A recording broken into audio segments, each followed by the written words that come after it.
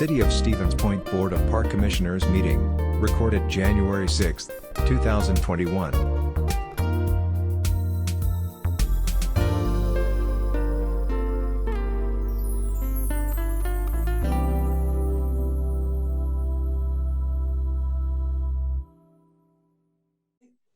The January Board of Park Commissioners meeting will come to order. Ann, would you please read the roll? And also, we have a number of non-commission members with us tonight, so if they could either be introduced or identified, that would be good too. Okay. Freckman? Here. Wadowski? Here. Hall? Here. Kirsch? Here. McDonald? Here. O'Connor? Here. Shabilsky? Here. Shore? Here. Slowinski? Here. Sorensen? Here. Zarazua? Here. Chair, did you want staff introduced, or who did you want additionally? Well, I see Michael Blair, Oh, Craig sure. Gerlach. Yep. So we have I Superintendent. see other folks here, so. Yep. We have Superintendent Gerlach on the call, Athletic Director Raflick, and Athletic Director Blair, I think, as well on the call. Okay. Thank you. Everybody. Hi, welcome. Thank you. Okay. Item number 2, approval of December 7th, 2020 meeting minutes. I'll move approval. Okay. Jeremy moved approval, and do we have a second? I second. Okay, Sue second. All those in favor, please signify by saying aye. Aye. Aye. Any opposed? Aye. Thank you. Was that in opposition somewhere? No, okay. Item number 3, approval of modified opening of Gurkey Community Stadium to organized activity and athletics. So I'll lead in your packets. There's a memo that outlines some of the dates and some of the reviews that happened in 2020. So last year, as COVID was on things were starting to take shape, there was a discussion at the Common Council level following a discussion. It started at the Park Commission about parks in general and the 50-person mass gathering limitation that was put out by the County Health Department was put in place for the park system. Due to time constraints and athletic events that were being scheduled and the close proximation and scheduling in terms of the timeline, the Common Council took up a joint request and reviewed by the UWSP, SPASH, as well as Pacelli for use of Gurkey Community Stadium. At that time, that proposal was not approved, and there was no athletics or competitions or organized activities that were held in Gurkey Stadium.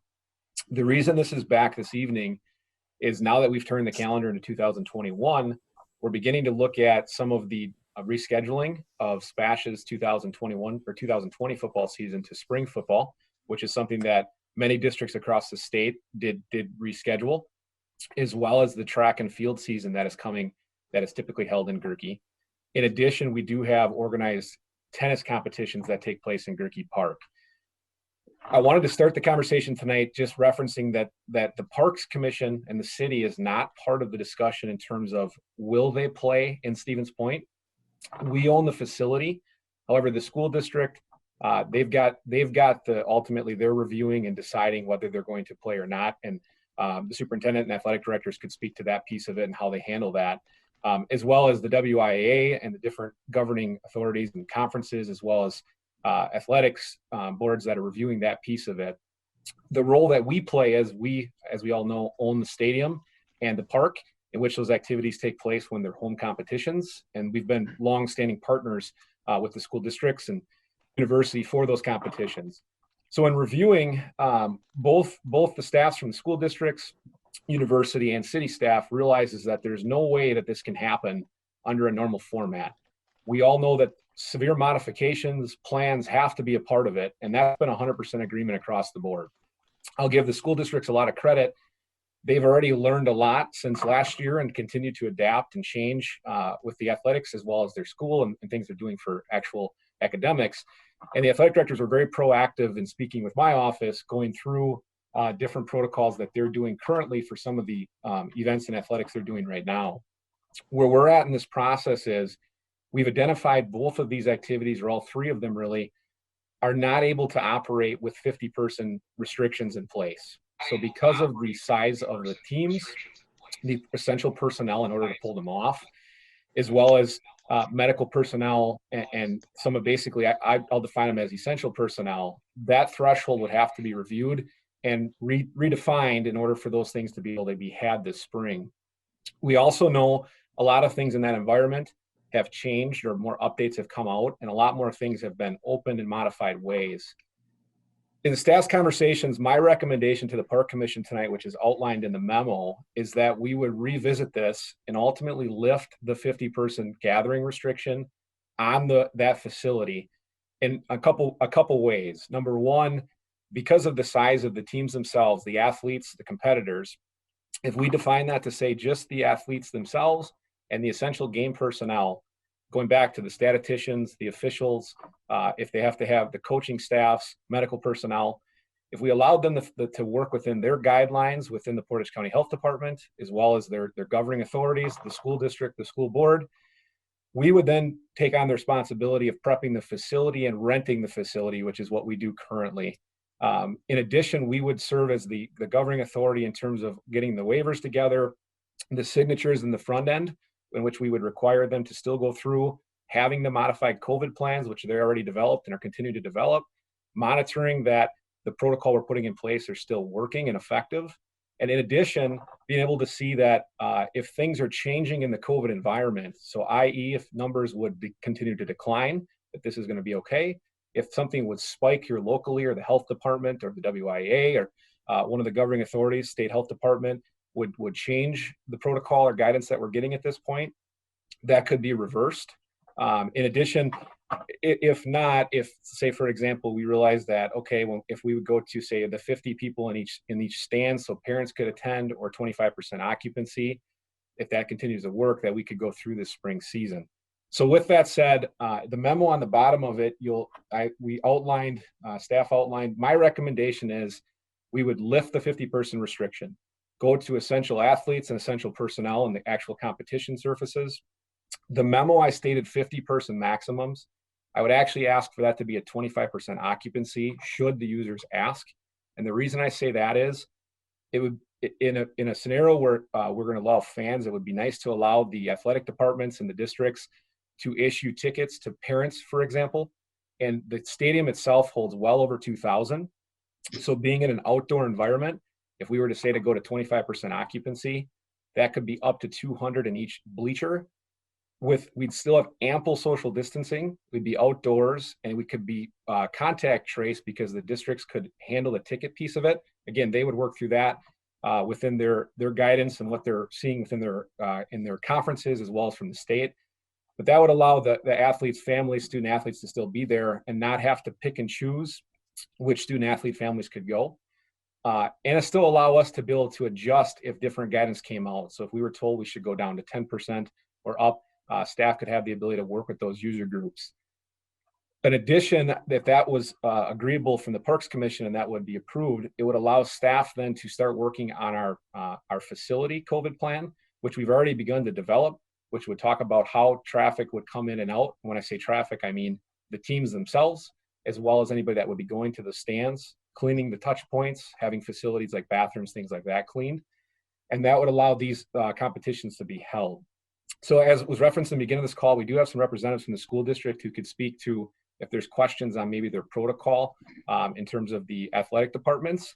From the city staff side, really, if this would be approved, what our role would ultimately be then would be on the front end, making sure that we would have how we're checking people in and out, that the school districts, how we communicate with each other, making sure we have the facility clean, the staff on site to clean during the events, and continuing to monitor that those protocols that we're requiring would be being followed. So with that, that would be staff's recommendation this evening. Okay. Mike? Yeah, I'd like to move to, approve the resolution as presented with the 25% capacity that, I mean, it's been 10 months, it's been a long time. And, these kids only live once when they're in school too. And, the vaccine's coming and I think I'd leave it up to the educators. I mean, they're the ones that work with the students every day, and I'd leave it to their decision if they want to play.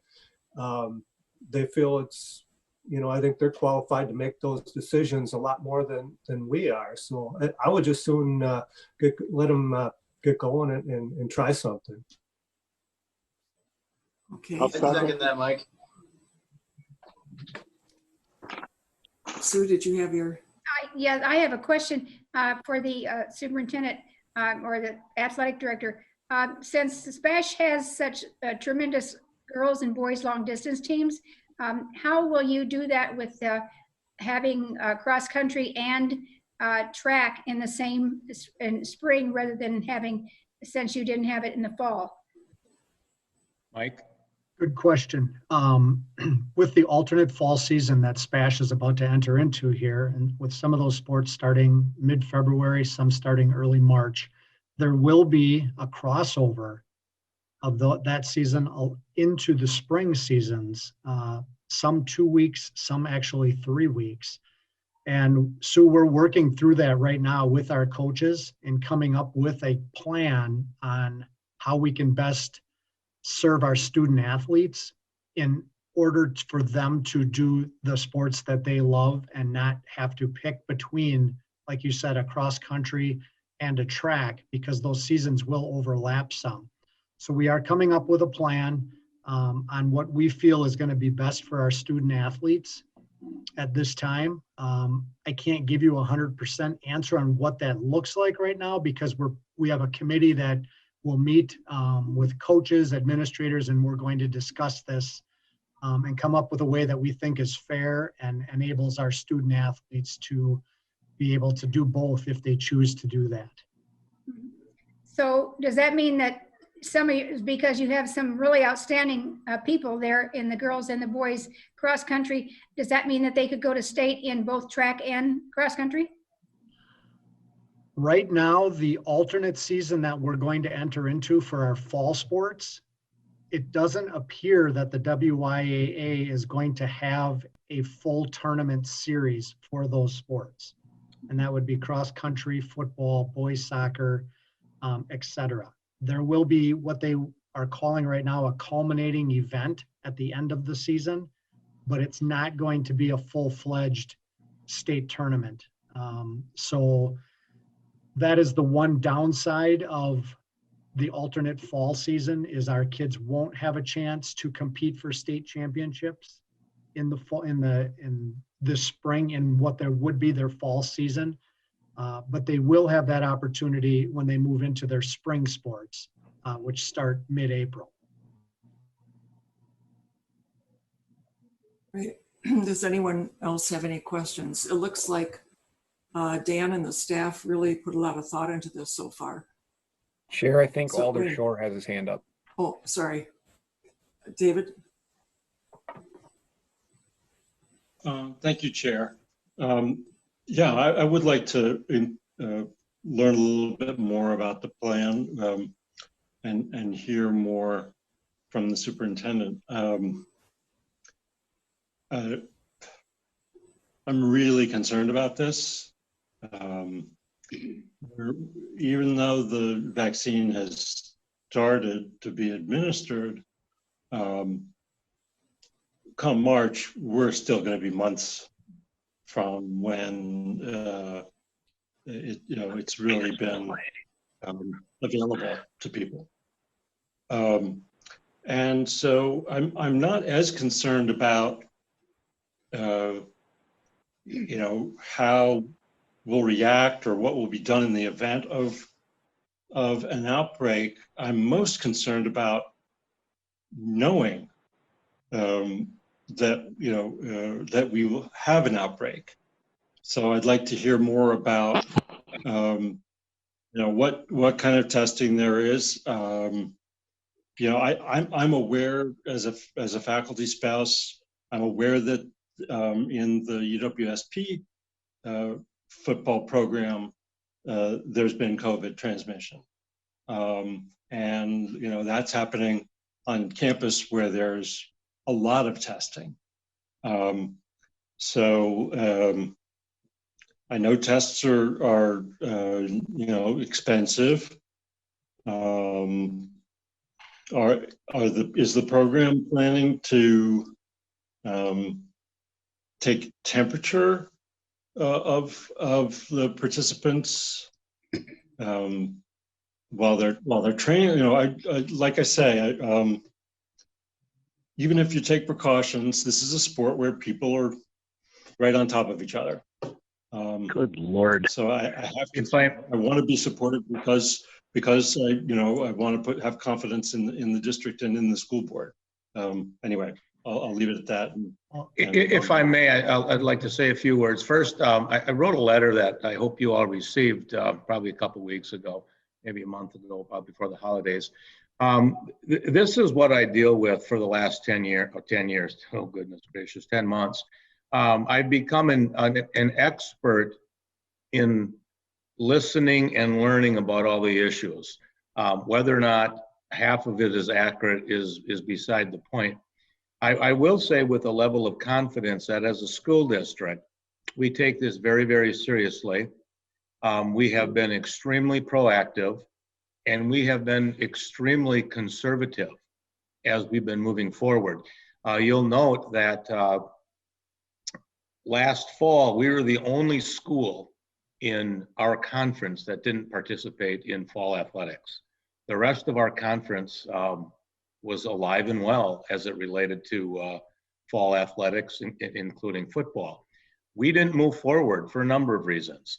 First and foremost, we didn't feel comfortable. When I say we, our coaching staff and our administration didn't feel comfortable moving forward with fall athletics, and we just simply didn't do it. And I'll be frank with you, it was the most difficult decision that I made. My school board gave me the authority in June to make these decisions, and trust me, it's very stressful, it's very serious, and I put a lot of time and energy into it, knowing that I lean on a core people around me. One of them is Mike Blair in this situation, to help me make these decisions. I don't regret not playing fall sports.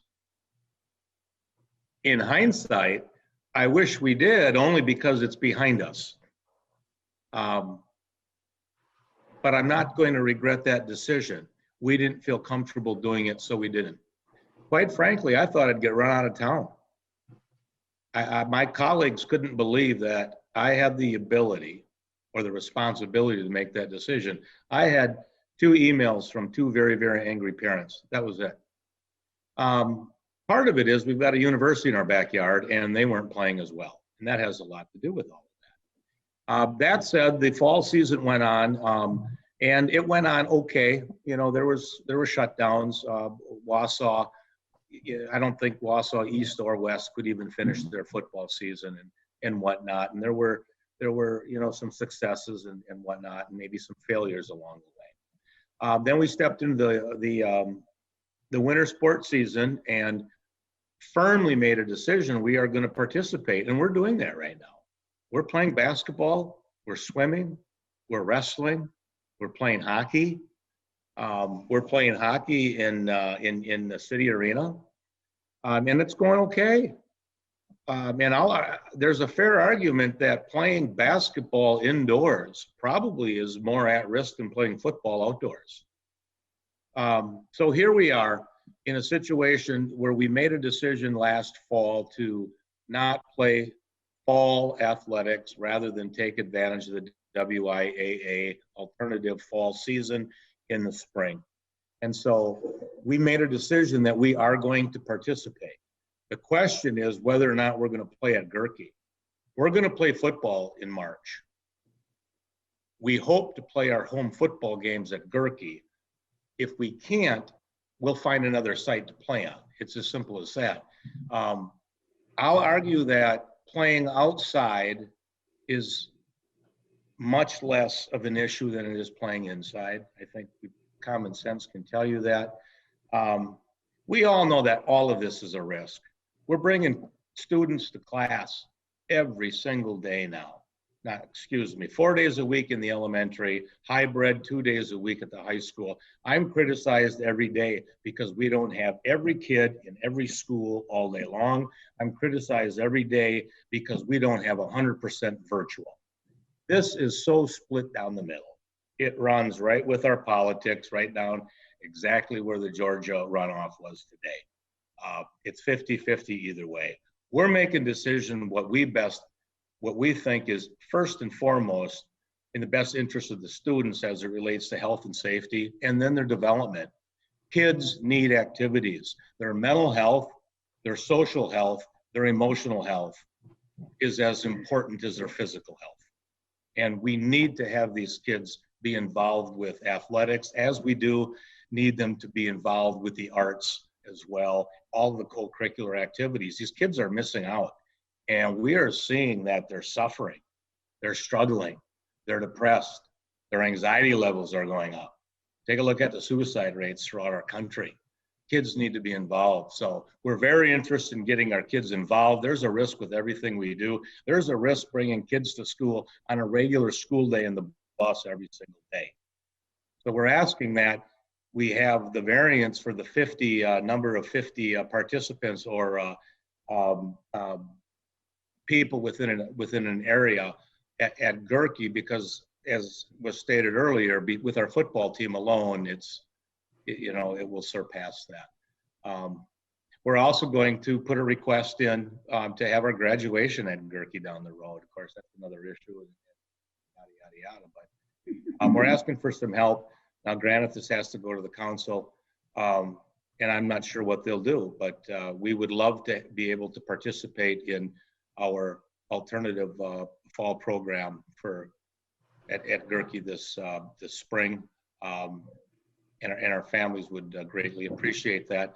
And trust me, when we talk about the health and safety of the kids, the vaccine, we're not going to have a vaccination that's going to be herd immunity by Chair? March, April. It's not going to happen until next fall, at best, in my opinion. Thank you, Mr. Gerlach. Wayne Sorensen, did you have something to say? I do. I actually have three questions. Dan, two for you about budget impact and impact on staff. And then I do have a question for the athletic directors and school representatives about managing crowds. Because Superintendent Gerlach, to your point, I'm with you on the kids' mental health and the new job that I have. I hear that a lot. I don't know that we're obligated to let one parent in the stand. So my third question will be about how we're going to manage that and who's responsible for that. So Dan, to my first two questions regarding staff, what kind of extra prep work may need to be done to prep the stands for social distancing? Number two, what kind of budget impact would that time be, including time for staff to be on site, especially during games with extra cleaning, because there's a budget impact, and I'd be curious to know if what we're getting for rental will cover that. And then to the school representatives, and to Dan, who's responsible for making sure that we are focusing on best practices for social distancing for anybody in the stands? Because I've been watching a lot of football. I'm a football nut. Brad Duckworth knows that I'm a big athletics fan. So, but I also don't want to see our stands at 25% capacity turn into walking into a convenience store when there's nobody wearing masks and they're on top of each other. So I guess those are my three questions. And I'd just be interested, Dan, maybe if you can respond to the staffing and budget side of it. But then I would love to know, get a better sense of comfort of how we're going to manage people sitting on top of each other in a stand, regardless of whether we have space set aside for them. So on the budget impacts in terms of staff, the school districts actually, when they rent the fields, we have 2 full-time city parks employees, park rec and forestry employees that are on staff up to an hour and a half before the game, all the way through the conclusion of the game, because we do all of the prep and cleaning already. So in terms of budgetary impact, say if we were to add an additional seasonal employee who was just going to help, we actually have 2 full-time employees, and under a traditional model, they're more on site where they were waiting in case a facility emergency would happen, or if they had to open locker rooms at halftime. What we would be repurposing with those employees is they would be doing some of those touch point cleanings throughout the game while they're on site.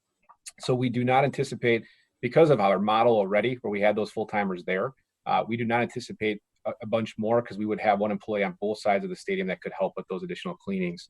In terms of enforcement, that would be to my memo about the actual COVID protocol for the facility itself. Prior to us diving into exactly how that looks, we wanted to make sure we had the ability to go to that route.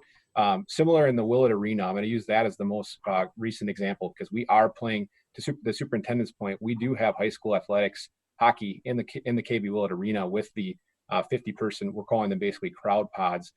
We have staff that are continually monitoring. We continue to put out PA announcements. And then we're having to remind people if we observe things that aren't following those protocol. I would see us probably trying to merge or develop a very similar model here with the help from the athletic directors, where we would be doing the public service announcements. And again, at any time, if we're observing that this isn't being observed or that we're not seeing the protocol followed, that would be one of the first things we could remove, where it would just be athletes and set that. In terms of budget impact, if you're just talking like the ticket sale piece, we just rent the facility, so the city does not collect ticket sales themselves. I'll add to that, Wayne. I'll answer your question on enforcing with the crowd and social distancing. We've gone from 0 spectators in our winter sports now to allowing 2 spectators per player for our winter sports. And so we enforce the social distancing. In our own facility at the Spash Fieldhouse, we have stickers on the bleachers in pods of 2 right now, where they have to sit with the people that they come with. It's got to be immediate family. They have to sit together. They're spaced out. So if you ever see a live stream of a basketball or a wrestling match at Spash, you'll see they're 2 by 2. It's kind of like Noah's Ark, except they're all 6 to 7 feet apart, depending on how many people are there. And we would ask, Dan we would work with Dan and his staff if we were able to do that at Gurkey, to kind of come up with some pod areas, where depending on how many people were going to be there, for each player's family, they would all sit together in a pod, and we would have those spaced out. We probably would not use the concession stand because that appears obviously to be a major gathering point prior to a game or at halftime. So we don't use a concession stand right now at all at any of our events. None of the concession stands are open. So we're very proactive in that, keeping social distancing. We make announcements constantly about maintaining social distancing, wearing your masks properly to allow our kids to be able to play the sports they love. So we kind of throw it back on them as, if we can't do that, we probably can't play. So please help our student athletes by social distancing and wearing your masks properly at all times. Leaving promptly after the game, hanging out on the field, as is the like for football when everybody would all gather together. We don't have any student sections. Our parents are leaving immediately after the events are over. So we're just, we don't have locker room usage. People are coming dressed and ready to play at events, at practices. So we're doing everything we can. And back to Dave's question on the temperature checking and the COVID symptom checklist, we do that every day. Our winter sport coaches have a checklist where they have kids sign in and answer questions every single day on COVID symptoms. We have thermometers for all of our coaches that can take the temperature in a 1-2 second thing every day for each of our kids. So we are going to be asking, obviously, our alternate fall coaches to do that, and we'll have some larger teams, but they'll just have to kind of break up in their pods and get it taken care of as kind of a pre-practice and pre-game routine. The WIAA makes us fill out a verification form that everybody that comes to a contest is COVID symptom free. And we have to sign off on that and exchange it with the other team. That'll continue through the fall. It's been a process. It's been long. It's been tedious. But we know that we have to do it if we want our student athletes to get out there and play. And that's our number one goal. And similar things from the facility standpoint that we would work with, with athletic director Blair on is we've already kind of looked at the maps in terms of where we could have visiting fans park, and we could give the athletic director the map that would show, okay, here's where one side can be parked, the other side to allow traffic in and out. We have, the turnstiles that people go in, those things can be removed so that there would be contactless walk-in. So those are things that we would dive into and continue to get into print. between now and the first spectator or athlete walking through that stadium. So we've already had with my staff internal discussions to make sure we're ready for it. And we would have that all in place prior to, the first athlete stepping in the facility. Okay, Sue. Yes, Wayne, I'm a football nut too, and because of that, I had a couple people call me last fall being upset because they knew I was a park board commissioner and wanting to know why we didn't have football at SPASH. But that being said, I do know several parents from Wausau whose kids did play football, and it wasn't necessarily because of the football, it was because they partied on the weekends when they did get COVID. It wasn't because of that, and so that wasn't really, we can't really blame that on football. Okay. Anyone else have any other comments or questions or further discussion? Okay, we have a motion. Alder Zarazua's got her hand up. Oh, yes. Sorry. Thank you. Alder Zarazua. So I guess I have a question for Director Kramer. What is the implication then if we allow this and we have not allowed park events? Because that's going to come next. Yep, good question. So essentially, very similarly, we're going to have a discussion prior to our rental season of building usage. One difference, again, is this is an outdoor activity, and this is not an activity that essentially we're sanctioning, quote unquote. We're not organizing or doing that piece. There is governing bodies above this, going from, in order really, from the WIA to the local health department to the school district. The rental side of it is a little different, because that's our building and that's completely in our jurisdiction. This is ultimately, a facility that we partner on. So that's one little bit different. But yes, we would have to have a similar discussion in Gurkey Stadium. If this would be removed, how it would work for us in the office is, if somebody were to contact us, we could use graduation for an example and say, this is something we're looking to do.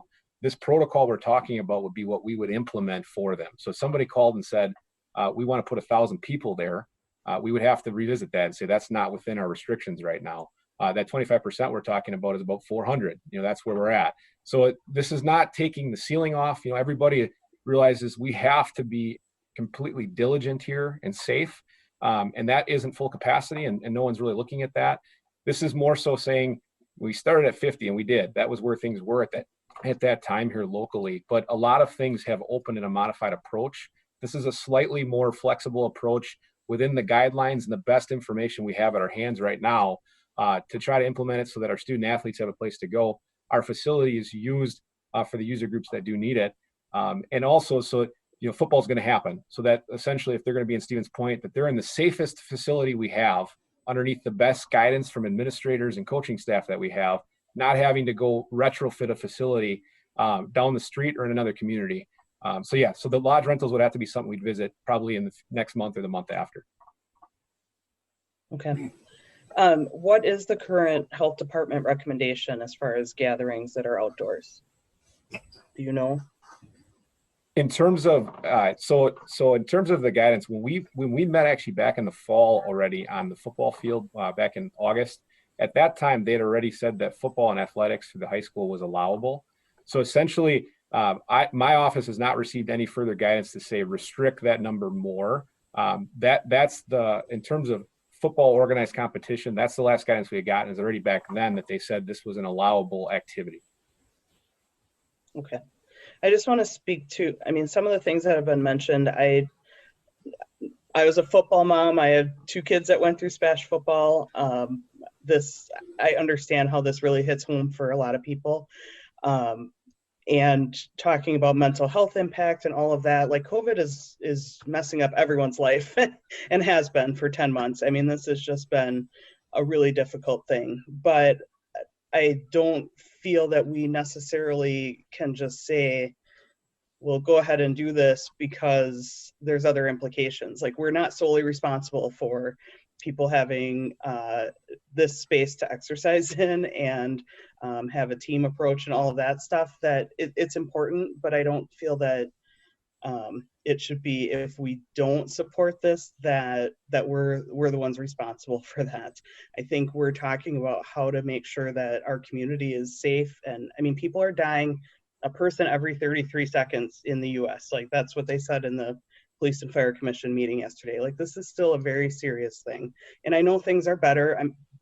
We have higher numbers, but we have better testing, vaccines coming out. So I agree that things are different than they were when we reviewed this last time. I just still feel we really have to be cautious with this decision. So. Please know that I'm in contact with Portage County Public Health weekly, probably a couple times a week. And I bounce everything off Gary Garsky. When we started our winter sports season, Gary supported that. When we brought in our home spectators, as Mike said, 2 per athlete, and explained to Gary what we're going to do. Gary supported that. At any given time, if Gary Garsky or Ray Shabilsky from the county say, we don't support this, we aren't going to do that. I've been saying that we are not going to go in opposition of our county health department. We've been hand in hand in every decision. And please know that if there is, whether we call it an outbreak or if this takes a turn in a bad direction, if this thing goes south prior to the season start, we're going to step back as an administration and say, maybe this isn't what we're going to be doing. So when we say we're playing football, that's our plan to play football, but things could change in the next couple of months. You know, we don't know that, and we'll react accordingly. Thank you. Chair Alder Slawinski in the chat asked to speak. Yeah, great. Alder Slawinski, please. Yeah, I would just like to state that Superintendent Gerlach's initial testimony, he said it perfectly. You know, these kids got to get back to some sort of normalcy here. I mean, we talked about every 33 seconds we have an individual dying of this disease or virus or whatever it's being called. But we have to look at the other impacts of this as well. So, and I get it. I totally trust that the administration of the schools and the athletic directors, and they're going to do the right thing. They're going to make sure that everybody is safe. All the proper protocols are going to be in place. We need to stop living in fear and start somewhat getting back to some normalcy using common sense. As a superintendent had stated, they're playing no matter what. If we don't allow them to play at Gurkey, they're going to find a place to play. Let's let these kids and these families play in their home. I have a daughter that's a senior this year. She plays softball, and the comment was made that we're not obligated to allow spectators. You got to remember that this is just as important to these parents as it is these kids to watch their kids succeed and participate in these sports. And I think the general public is smart. They have common sense. They're gonna be smart about it. They're not gonna gather. And so let's let these kids play, and let them play in their home field. Thank you. Okay, great. Sue, did you have another comment? No, I just wanted to second Mike's proposal to accept this proposal. I beat you to it, Sue. I seconded it a long time ago. Oh, you did? Okay. I know you did. Oh, okay. Oh, you seconded. All right. Good. All right. So we have a motion with a second. Do we need to have the motion reread? I think we should. And do you have it written? Otherwise, I can record it. It was to approve it as written on the agenda item to allow the modified opening of the Gurkey Stadium for organized activities and athletics. With a 25% occupancy. Yeah. With 25% out. Okay, great. All those in favor of that motion, please signify by saying aye. Aye. Aye. Those opposed? Okay, the motion carries. Thank you. Thank you, everybody that participated. We appreciate your thoughtfulness. Thank you for your support and trust in that we'll make the right decisions. Good luck out there. Thank you very much. Okay, item number 4, approval of award for hydrological and hydraulic study for Iverson Park restroom replacement in the amount to not exceed 19.5. So this item, as you recall, our capital budget for 2021 includes a restroom replacement in Iverson Park. So as once we start working on these larger capital projects, our first step is to check with the permitting office to find out what permits and paperwork we need to submit so that we can build it in compliance. Even though the city issues those permits, and this is the city building, we do follow the same protocol that the like a private developer or private business would operate under. When we went through that process, the Iverson Park, that basically that whole portion is in what's defined as a Zone A floodplain. And what that means is locally with the Zone A floodplain is that no flood elevation has been determined. So it's never been studied. Therefore, there's no elevation set that FEMA would allow which these buildings can be built. So what that triggers by our local zoning code is that we have to do what's called an H&H study. And that is basically evaluation of that entire area. In this case, it's the Plover River, to define what that high point is, the 100-year floodplain mark, so that when we build it, we're obligated to be 2 feet above it. So we got together with our zoning office and determined that this is a step we must do. It is not an inexpensive study. You'll see it. We've got one firm that specializes in this, AECOM, $16,880. We're recommending having the 15% contingency in case they run into something they don't. That's why we're asking for $19,500. And that data will then be allowed or be used by our design consultant, our architect, CBS Squared, so that we can do the civil design and the building design. This data is not just specific for this building. It will help us when other buildings are replaced or if future buildings want to be built in Iverson Park. So while it is a big upfront cost, it's necessary given that it's a floodplain. Things are done a lot differently these days than they were, as when those buildings were built many years ago.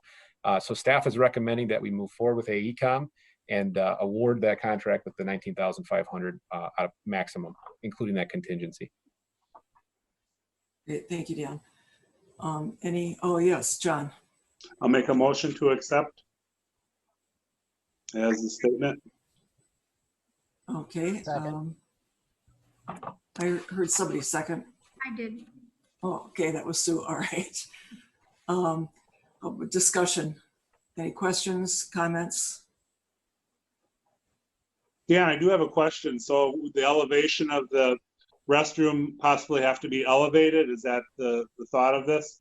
Correct. So the area the restroom is now is slightly bermed, but there is a chance that it could end up being what I would refer to as a berm. So if the building had to go up another foot, for example, that's where the civil design would work. We'd have to slope it, and we don't want to affect the road. So I will tell you that part of this review and evaluation will be, is the same location the best? We also will probably evaluate the other side of the road. Right now, people cross the street to use the restroom. Most of the activity is at the shelter area or the ball field. So as we get into this study, we will be coming back with another analysis for you to say, yep, this is the best spot, or maybe the other side to limit having to walk across the road might be the best move. All right, thank you. Okay, guess it's pretty straightforward. That was the only question I had, was if other locations were being considered. Did you answer that, Dan? Okay, do we have a motion? I motioned it. You did, okay. And a second? I second it. Sue is a second. Okay, all those in favor of approval of this study, please signify by saying aye. Aye. Aye. Those opposed, no. Right, thank you, it carries. Item number 5, approval of partnership with Central Wisconsin Wild Ones for installation of erosion control and pollinator plants in a predefined area along the Wisconsin River, south of Franklin Street and east of the boat slips. So this item that's in the packet, there's been talk through the years, from what I can gather and see, that we know, and we've been watching the shoreline, knowing that we're probably headed to a place where we can do some further analysis. There could be a portion that riprap might be necessary down the road, as well as many. I've been contacted by different individuals through my time here, including Paul Skowinski from the Wild One Central Wisconsin chapter, who have some really great knowledge and resources about some plant vegetation that can not only help with the erosion piece of it, but also some pollinator type plants and for some aesthetics and also for wildlife. So as recently, in some other conversations, Paul reached out and we had a meeting through another contact that had put us in touch. And we've got a really great working relationship with the Wild Ones of Central Wisconsin. They help us with the pollinator area along Patch Street, and we've had nothing but really a positive working relationship with them. So when they approached us and Paul and I started talking, we started looking at, right now we're at a place, I believe, that we know that Piffner Park, the actual park area where the activities and things go on, the groomed look, the mowed look is not something that there's been much support to review and change. That's something that we've continued forward with, and people really, because of fishing and boating and the activities that go there, we've been very protective of and have continued to move forward with. This location that's being looked at is north and then slightly west of that, closer to where the boat slips are. It's an area that Scott and Todd from my team went with me and we looked at and said, okay, these are actually some challenging spots for us to mow because some areas the riding lawnmower doesn't fit in there. It's a lot of handwork, as well as there's some spots where it's pretty close to the trail, where it looks like the earth or the basically what's left of the earth on the other side of the trail is starting to have some erosion areas. Paul offered some great expertise, saying that he would be willing to him and the Wild Ones are willing to put together a planting plan, which is inside your packet. And we believe this would be a great test spot to identify. We've identified the space to say, let's try this. Let's review it. Let's evaluate it. Let's see how it goes. And then we'd have some hands-on experience with it, with a valuable partner and a knowledgeable partner to see if, is it working? Is there other spots it could work? Or if it doesn't work, do we want to, now we know we got to do something different. So staff's recommendation after evaluating is that we would proceed with this partnership. We would further define the terms very similar to what we did on Patch Street. We would probably help with some of the purchasing maybe of some of the seed and plants, and they would help with the labor force. And Paul is on the call and he can answer any questions and specifics. But again, staff, Todd Ernster and Scott Halverson have been heavily involved in this. We do recommend moving forward. Oh, great. Okay. You all saw the information in the packet, and thanks, Dan. It was pretty extensive information. So where are we? Do we have a motion? This is Alder Slowinski. I think this is a great idea. We can, create some natural erosion control along the river, and for a test run, I support this, so I will move approval. Thank you. I'll second. Okay, thank you. We've got a motion and a second. Do we have some discussion or any further discussion? I had a question on this. Is this also kind of what was touched on for the Goose Deterrent? Yeah. Correct. So twofold a little bit. There's some difference in information on that.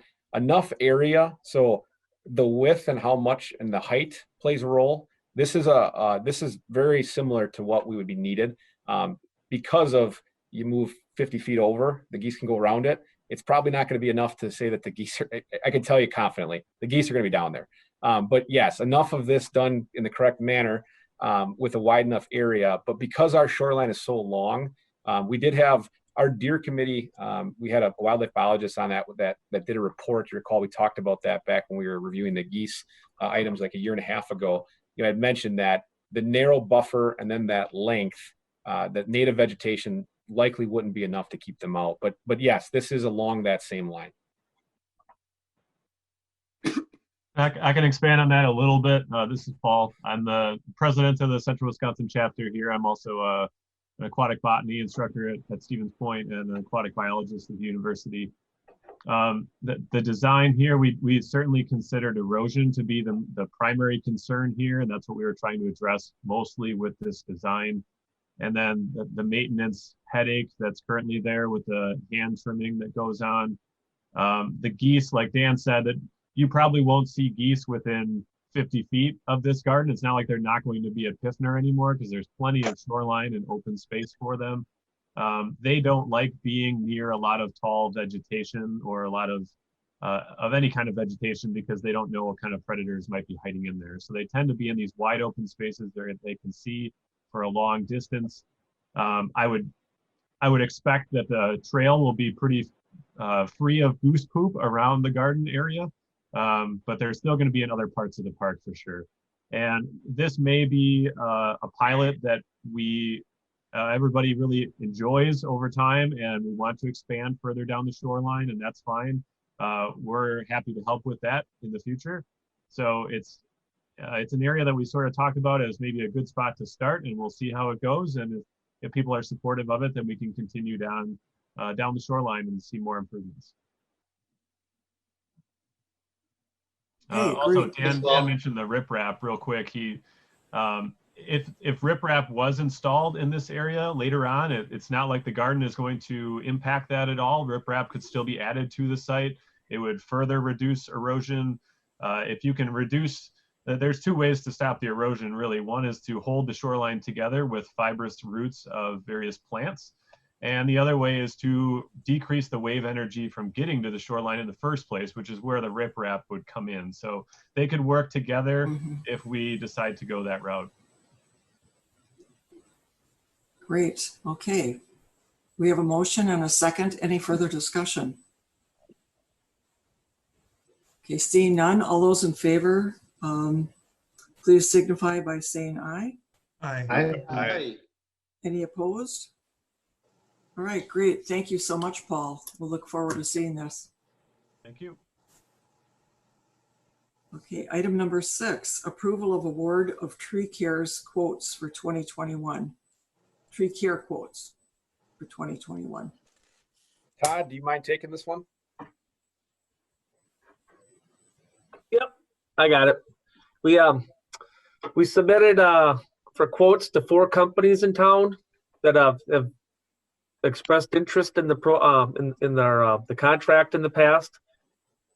We received 2 quotes back. Both companies have had the contract before. Zableski Brothers, I'm sure everybody knows, is in town. They had it last year again. Tree Fellows had it a couple of years ago. And you can see Zableski Brothers came in significantly lower. So that was my recommendation to go with them. What the contract entails is tree removal, which is paid on a per diameter inch basis, and then stump removal, which is paid on a diameter basis at the base of the tree. And then the tree trimming, they mainly take care of the larger tree trimming to help us keep up to speed on our tree maintenance. So that's paid in diameter classes. So like 0 to 6 is paid $20, 6 to 12 is like $40, and so on. The bigger the tree, the more it costs to trim because it takes longer. So that's my recommendation. If there's any questions, I'd be happy to answer them. I'll make a motion to accept. I'll second. Okay, is there any further discussion? Looks pretty straightforward. Okay, all those in favor signify by saying aye. Aye. Aye. Those opposed? Okay, great, it carries. Thank you. All right, division updates, recreation, forestry, and parks. So recreation. I think Kate's going to take the floor for this piece. Okay, Kate. Yep, I'm here. So just to give kind of a synopsis of what we're doing over at the Willet, things are going really well at the Willet with all the protocols that we've changed for COVID. We just started our second Learn to Skate session, and we have 181 skaters right now. That's up 35 skaters from our fall session. All of our beginner level classes are full. We've capped them at 10, so that's not normal, but we wish we could not have the cap, but we understand. We've gotten some great feedback from parents offering a safe physical activity for their kids to participate in. So kudos to my staff for following protocol and all that jazz too. We just completed our lower level rubber flooring replacement. That was one of our 2020 capital projects. So we are loving the new flooring. It cleans great. And it looks so sleek and fresh downstairs in our locker rooms that don't see much light. So, and we are very happy how it turned out. As stated in previous discussions, JV and varsity SPASH hockey programs are both practicing and playing games at the Willet. SPASH just opened after the first of the year. They let 2 people per household as spectators and no visiting spectators. So that's gone really well. everyone has been really great. Social distancing, clearing the building out really quickly after games, no lingering or gathering at all. The university is just got back from break, so they will be practicing starting tomorrow. And hopefully the conference has set up a 10-game schedule, 5 home and 5 away games that'll start in February. So hopefully we can get those scheduled and played, and we can have a small snippet of season on their end too. So we continue to offer public skating 3 days a week, or excuse me, 3 weekdays, Tuesdays, Wednesdays, and Thursdays, and also Saturdays and Sundays. So those are, especially prior to the outdoor rinks being open, those were very popular. So, but everything is going great over at the Willet, and we're busy filling up our spring schedule now. So that's all I have. Great, thank you, Kate. Any questions for Kate? I'm sorry. Any questions for Kate? Oh, okay. Mr. Todd is next. Okay. I just put together a lot of the stuff I brought up earlier in the year, but it's just kind of a list of what we accomplished this last year. We planted 275 trees throughout the city. I think 32 of them were in Alder Zurazua's district on what is it, 5th Street that got reconstructed. And then the other ones were just kind of spaced throughout town. A lot of those were ash trees that we had removed and replaced with a wide variety of different tree species. We removed about 113 trees on public managed areas. We try to keep track of those. As far as trees in the woods, oak wilt pockets and stuff, it's considerably more the number of trees we've taken down between our department, the Parks Department, and the Street Department. They helped during the winter too. But there's about 113 street and park trees that were taken down this year. We pruned about 1,500 street trees. A high priority for our department is to really hammer on the structural pruning of the younger trees. So Ken from the Parks Department, he comes over and he's just basically, that's what he does for a good chunk of the winter. Our street tree inventory was converted from an access program to ArcGIS, and that's on the website. Hopefully you've had a chance to take a look at that. That's every street tree between the street and the sidewalk in the city right away. Residents could take a look at that. They're color coordinated, and we can manipulate that data to see where all the street, where all the maple trees are, where all the oak trees are, by diameter classes. We can get a lot of really neat information from that. We had all the memorial tree that we have planted throughout the city, mainly in Piffner, Buchholz, and Mead Park, but we're kind of starting to scatter them throughout the community. Those were inventoried by an intern that we had this summer, and that's also on our GIS maps. If you go on the city website to GIS maps, you can see that. And Bowen was he was a Chinese student that actually did that for us, and he has not just where the trees are, but who they're planted for, who planted them, the year. It's a really neat. He did a great job. The major ash trees along the streets is complete. That part is done. We'll still have some here and there that we take down along the streets, but as far as street tree, in regards to ash, the ash trees we're going to take down, those are all done. We're working in the parks now.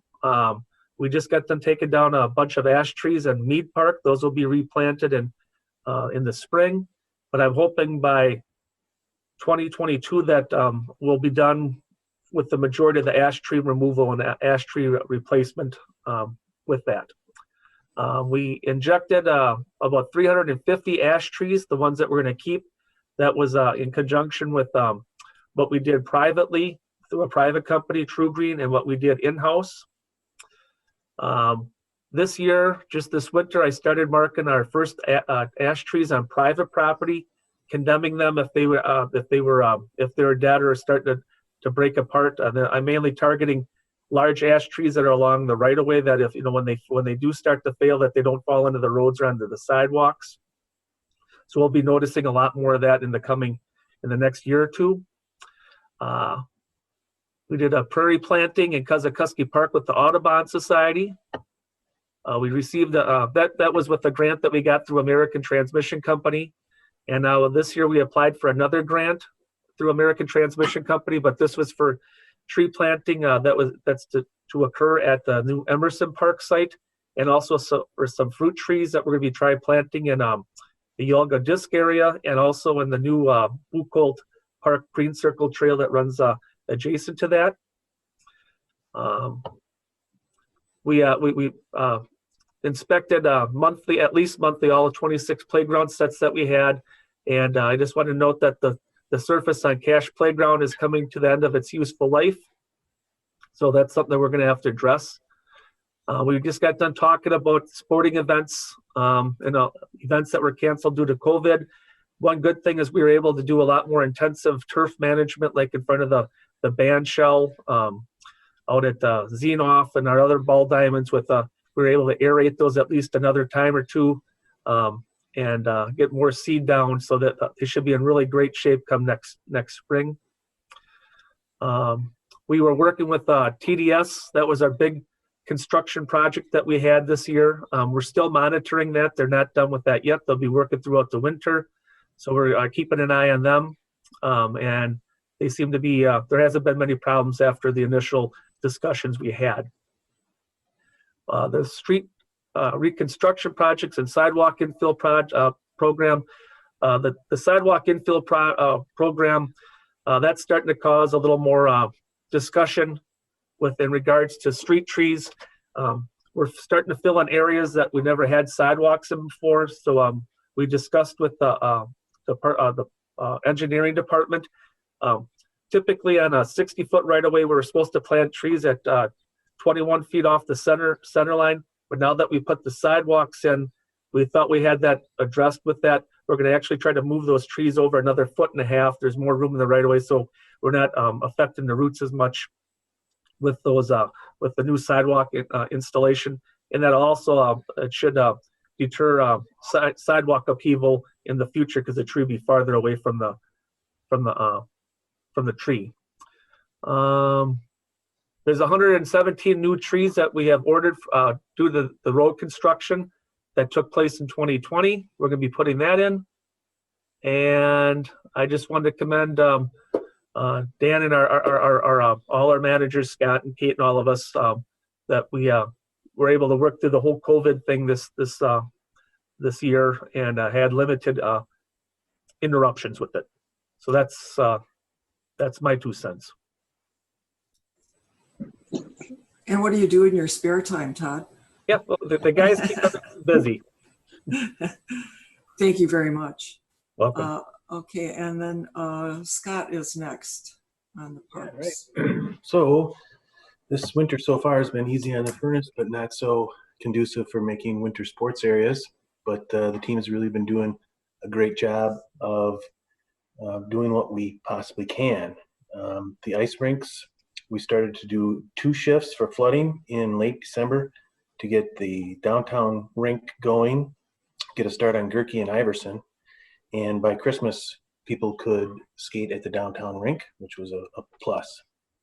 And then during the Christmas week, there was a few inches of snow. So the week of December 28th, we hauled a number of loads of snow, and with the help of the streets department, they also hauled a lot of snow. So we were able to supplement the hills, build berms so that we could cut off traffic from the parking lot down below, build berms so the sledders wouldn't go into the woods to avoid other safety obstacles. So as a result, the Iverson Winter Sports opened up on New Year's Day, and they were open Friday, Saturday, and Sunday for the first weekend. Attendance was high. It was good. Very few people used the all-purpose. It's just basically, as we had for the policy, a place to use the restroom, and I think it worked out real well. Things have gotten a little bit warmer. We're losing some of the snow. Those sledders really worked their hills over, and they're really dirty, but we were able to haul more snow down to supplement. They're thin, but they're usable. So we should be open this weekend again for the general public. The rinks at Gurkey are being staffed for the first time today. We had, for starting last weekend, the timers of the lights were turning on for the evening because people were skating on the rinks, whether they were excellent ice or poor ice. We just can't keep the people out of there. So we should be open for the rest of the week and into the weekend. And then after that, we'll have to play it by ear. So we're always at the mercy of Mother Nature. And then later this month, I'm planning to have the Ball Diamond user meeting that we discuss with all the user groups, schedules, tournaments, issues, how we're going to work any conflicts out, discuss the COVID issue, that kind of thing. So that's going to happen in the next probably 2 or 3 weeks. I have a question for you, Scott. Sure. Have we, I've been on the board many years. Years ago, we talked about purchasing equipment to make snow at Iverson. Have we addressed that again?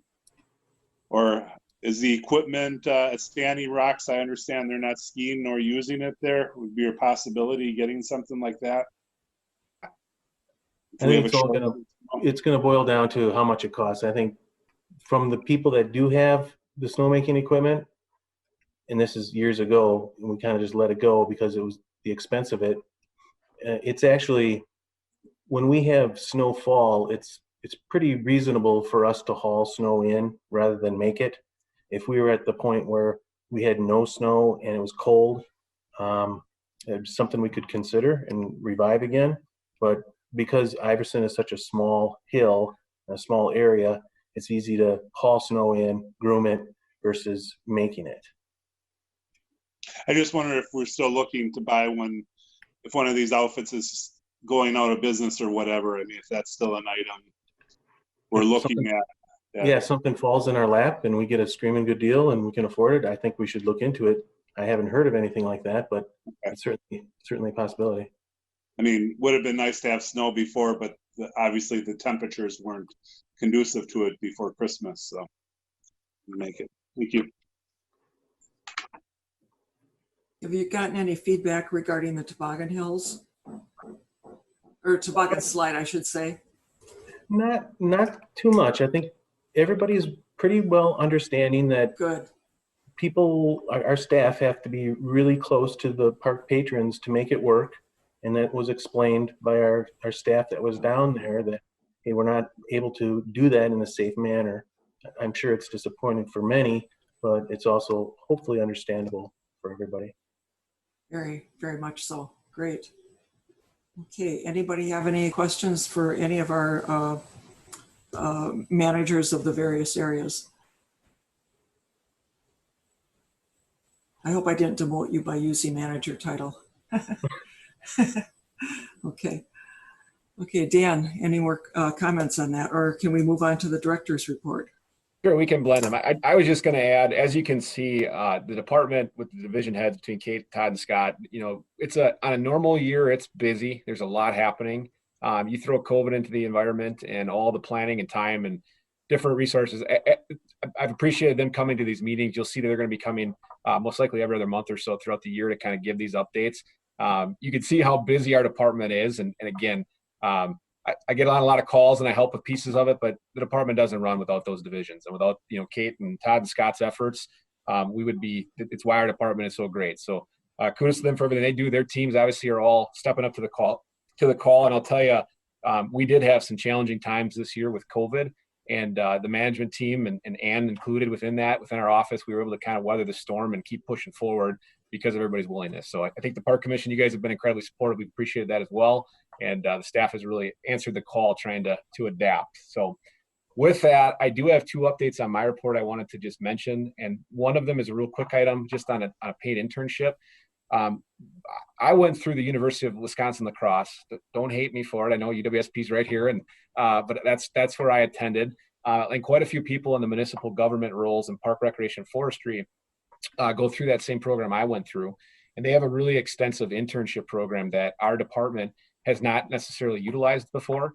So we did update a job description and a paid internship spot through some of our seasonal wages. And we just posted that both at UWSP and the University of Wisconsin Lacrosse. And our hope is to bring in some new blood that we turn over every 6 months with the internship with some new ideas, and still make it, economically nice for the student where they can make a little income for it, as well as we can get some of that new ideas and fresh perspectives. So we just put that up. We're hoping maybe we can recruit somebody in for the summer, if not the fall for sure.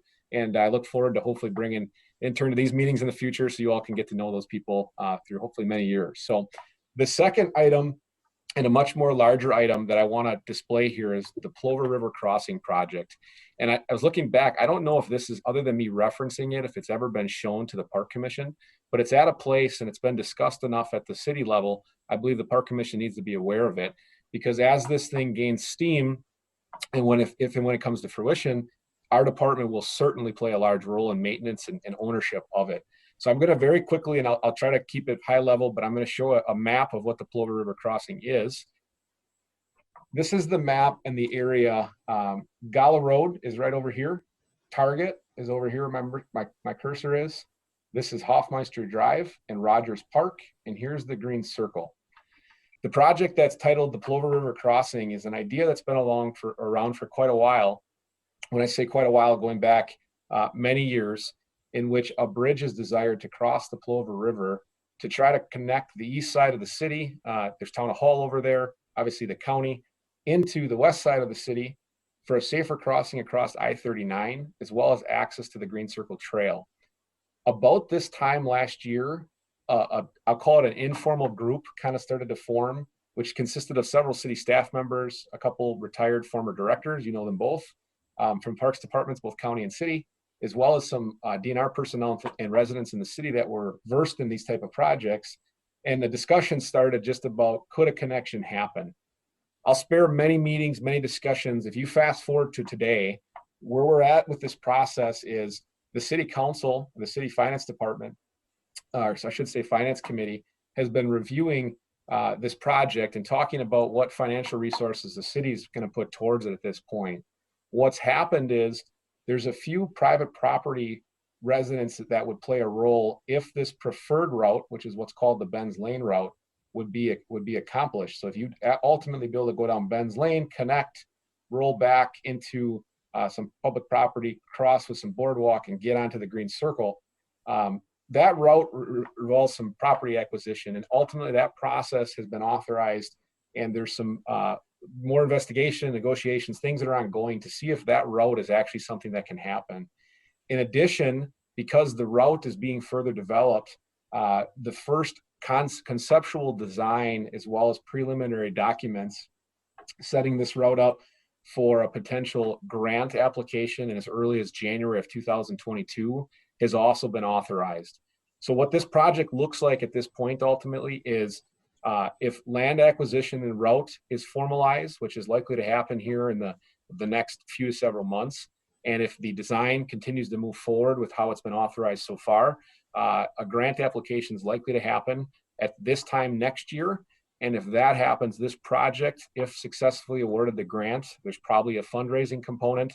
There's several partners that have to be developed yet, but this project could take place probably over the next few to several years. So there's been a lot of work put into it. This is the furthest this project has ever gotten. Several things that need to be answered yet. But if this trail goes in, and if the grant source that's being identified, the TAP grant, which is called the Transportation Alternatives Program, that trail would require snow removal, and it would be a 12-month access, be able to basically commute back and forth, as well as get access, obviously during the non-snow months, to the Green Circle. So the Parks Commission, this could ultimately end up being a parks project because, again, we would be responsible for the snow removal through likely Scott's team with the sidewalks and things that we do. But through that process, we'll be working hand in hand with the engineering department and several other city staff and other departments to continue down this road. There's boardwalk involved here, private property, easements, a bridge, abutments. There's a lot to this project. And overall, the forecast of it has been shown to be in the upwards of $1 million to $1.5 million to maybe even $2 million to do the full thing. But as you can imagine, once done, I don't think anyone has really debated thus far that it's not a really, really positive project because of how much need there is to connect that side of the city. And as all things, they're expensive, and there's a lot of things that have to happen between where we're at right now and when it gets completed, but there's a lot of steam. So I want to make sure the Park Commission knew, and I'd be happy to answer questions if there is any.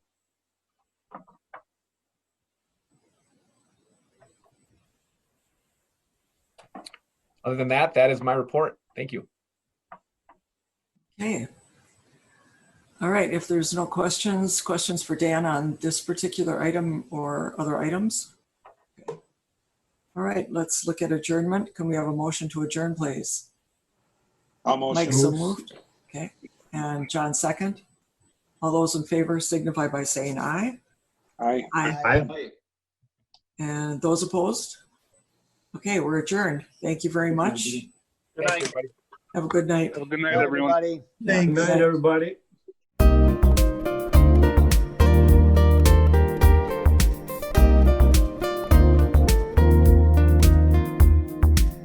A video of this meeting is available for viewing on the city's website, stevenspoint.com/videos.